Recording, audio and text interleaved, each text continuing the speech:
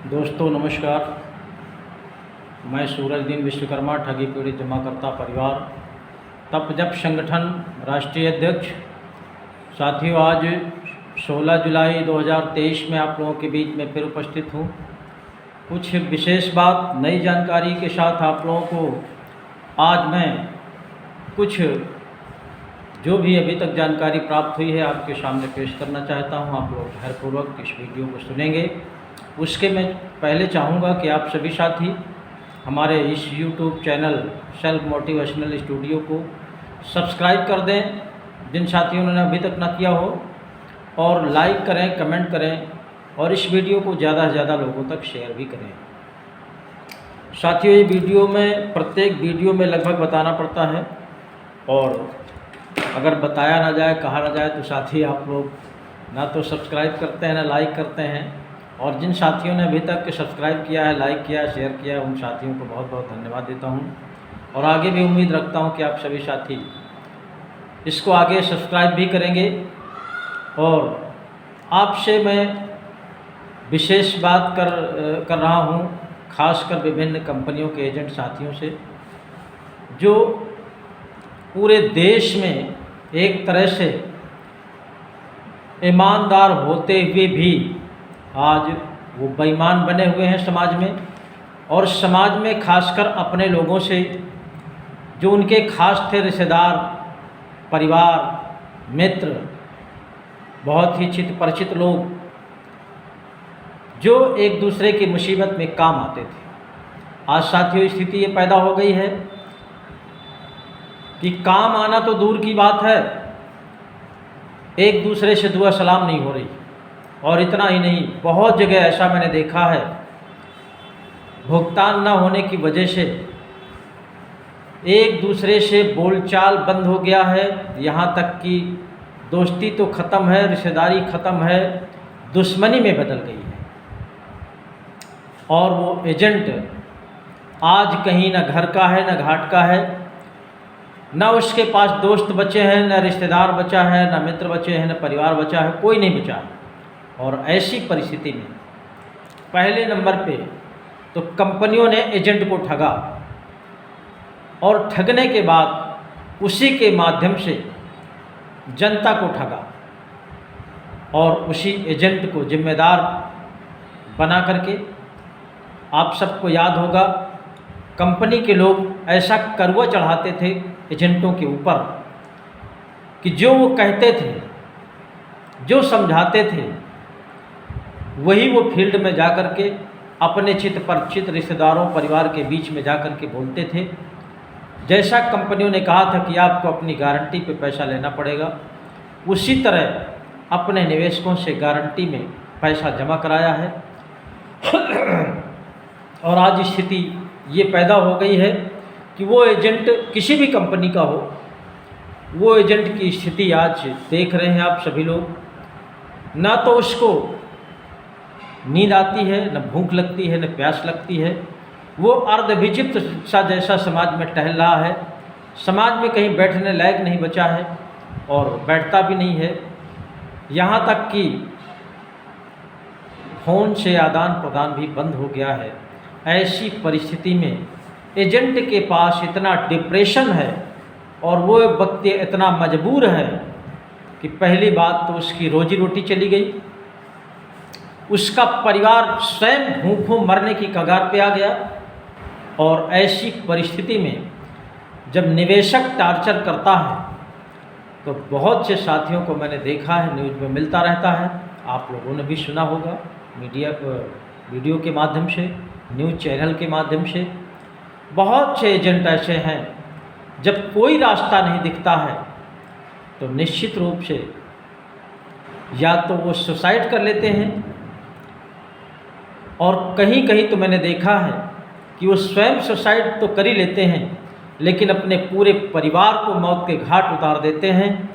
और ये एक तरह से बहुत बड़ा पाप है। और इस पाप में सबसे पहले नंबर पर दोषी कंपनी के ठग हैं, दूसरे नंबर पर दोषी सरकार है, और तीसरे नंबर पर दोषी हमारा कहीं न कहीं पुलिस प्रशासन।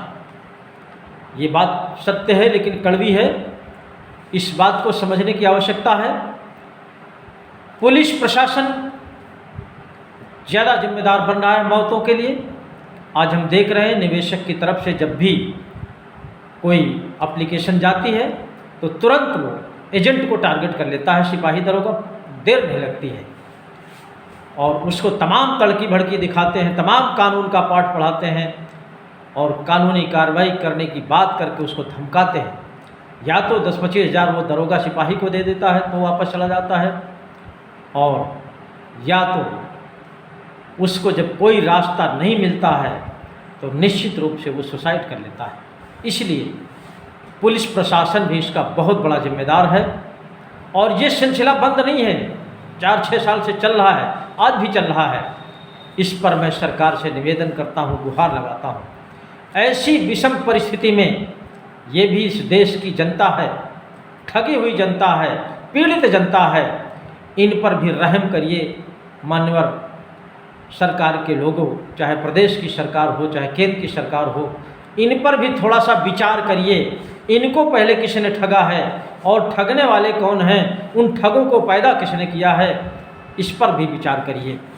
और दूसरी बात, आपने कंपनियों को बंद किया, यानी देश के प्रधानमंत्री महोदय जी, आदरणीय नरेंद्र मोदी जी 3 लाख कंपनियों पर ताला लगा दिया और कहा कि कोई देश का बंदा च्यों से मुंह नहीं किया। महोदय, आपको मैं बताना चाहता हूँ, आप देश के प्रधानमंत्री हैं, देश के प्रमुख हैं, आपके सामने कौन च्यों से मुंह कर सकता है, आपकी बगावत कौन कर सकता है, इसका भी ख्याल रखिए। गरीब घर का व्यक्ति आप तक पहुंच नहीं सकता है तो च्यों से मुंह क्या करेगा, आपके दर्शन नहीं कर सकता है तो च्यों से मुंह क्या करेगा, बगावत क्या करेगा। जरा इन पर रहम करिए।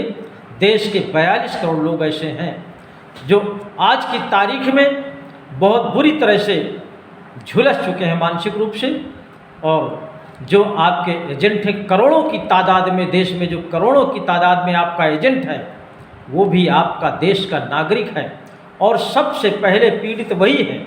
उस पर नज़र डालिए और अपने पुलिस प्रशासन पर भी नकेल लगाइए।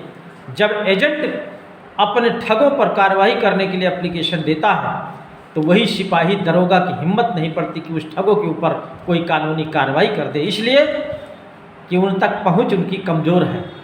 वो बड़े लोग हैं, सरकार से मिले हुए लोग हैं, राजनेताओं के बगल में बैठते हैं, इसलिए दरोगा सिपाही जो भी है उनकी हिम्मत नहीं पड़ती साथियों कि उन तक पहुंच जाएं। एजेंट एक छोटे तबके का व्यक्ति होता है, उसको तुरंत पकड़ करके टार्चर करते हैं, इतना टार्चर करते हैं या तो वो डिप्रेशन का शिकार हो जाता है, या घर द्वार छोड़ करके बाहर चला जाता है, या तो इस दुनिया को छोड़ देता है। इसलिए मैं शासन प्रशासन को भी नकेल लगाने की गुहार करता हूं, और इसका एक ही विकल्प है। आपने जो भारत सरकार ने जो कानून बनाया है, बट्स एक्ट 2019, अनियमित जमा योजनाएं पाबंदी कानून 2019, उसके तहत जो आपने व्यवस्था दी है, प्रत्येक कंपनी के प्रत्येक निवेशक की 180 दिन में भुगतान की गारंटी आपने दिया है।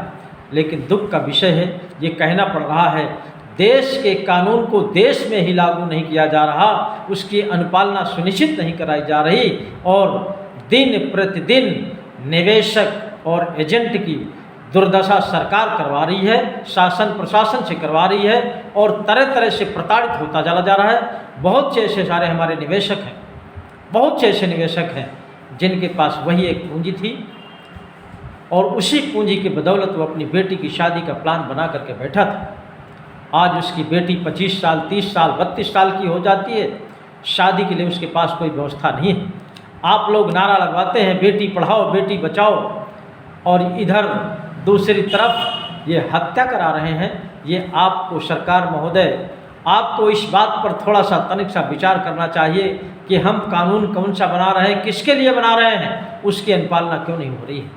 साथियों, मैं जमाकर्ता और कार्यकर्ता से निवेदन करना चाहता हूँ, आपका भुगतान केवल एक ही रास्ता है भुगतान का। अगर आप जनमत पैदा कर दें, हमारे संगठन ठगी पीड़ित जमाकर्ता परिवार की तरफ से जो मिशन भुगतान भारत यात्रा चल रही है, और उसके माध्यम से 31 जुलाई 2023 में रामलीला मैदान दिल्ली में जो कार्यक्रम लगा हुआ है, आप देश के कोने कोने से वहाँ पहुँच करके, चाहे जमा करता हो, चाहे कार्यकर्ता हो, किसी भी कंपनी के एजेंट साथी हो, आप लोग वहाँ इतनी बड़ी तादाद में पहुँच जाइए कि एक ही तीर से सारे शिकार हो जाएंगे। आपका भुगतान भी हो जाएगा, आपका मान सम्मान भी वापस आ जाएगा और ठगों को भी दंड मिलने का काम हो जाएगा। केवल आपको मात्र जनमत तैयार करके 31 जुलाई 2023 को रामलीला मैदान दिल्ली में दिखा देना है। बस एक ही तीर से आपके सारे शिकार हो जाएंगे। आपकी जीवन लीला जो दुर्गम तरीके से कट रही है, वो उत्तम तरीके से शुरू हो जाए। साथियों, बस इस पर विचार करते हुए आपसे निवेदन करता हूँ कि आप लोग रामलीला मैदान पहुँचिए। आप सबका बहुत बहुत स्वागत है। धन्यवाद।